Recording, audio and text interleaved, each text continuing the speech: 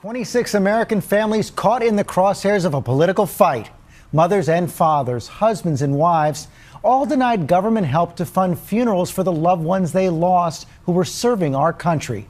A solemn government promise broken. This was the scene today at Dover Air Force Base in Delaware as the bodies of the fallen heroes returned home. Defense Secretary Chuck Hagel paid his respects, and he announced late today that the Pentagon had found a fix to the problem. But there are new signs of more trouble coming, this time for veterans. We have two reports tonight, starting with ABC's senior national correspondent Jim Avila. Poignant images of Shutdown Day 9, a lone patriotic volunteer mowing the lawn and trimming trees in front of Lincoln in advance of a weekend veterans convention. While at Dover Air Force Base, the shutdown hits America's bravest, fallen heroes. 26 killed in action in Afghanistan or on military bases at home since the shutdown. Their families denied the $100,000 so-called death gratuity. The 4 heroes brought home today, all killed over the weekend in an IED attack. Sergeant Patrick C. Hawkins of Carlisle, Pennsylvania.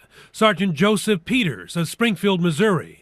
PFC Cody Patterson of Philomath, Oregon, and First Lieutenant Jennifer M. Moreno of San Diego.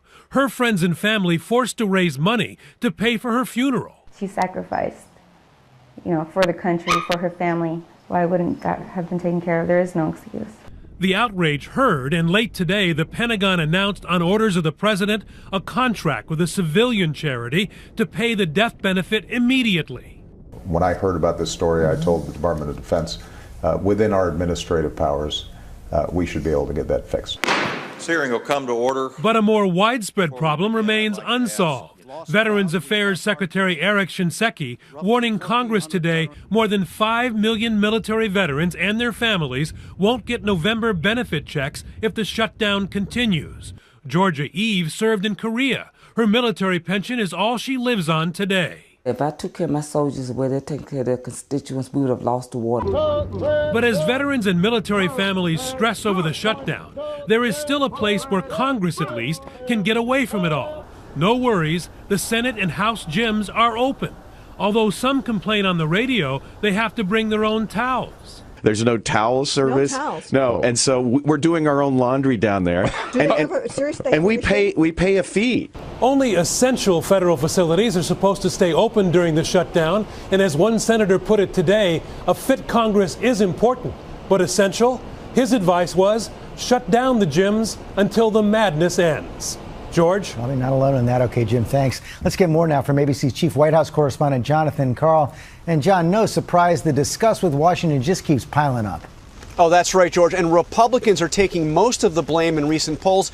But the president isn't doing that well either. Take a look at the latest poll from the Associated Press.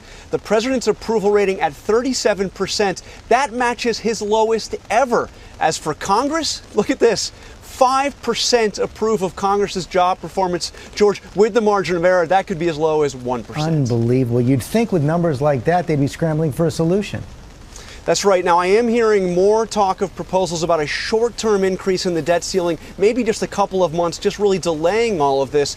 But, George, the president invited all of the House Republicans to the White House tomorrow. They refused, said they will only send the leaders. That prompted a pretty sharp response from the press secretary saying the president thought it was important to talk directly to the members who forced this economic crisis on the country. This does not sound like a group on the verge of a compromise. Not right away. Okay, John Karl, thanks very much.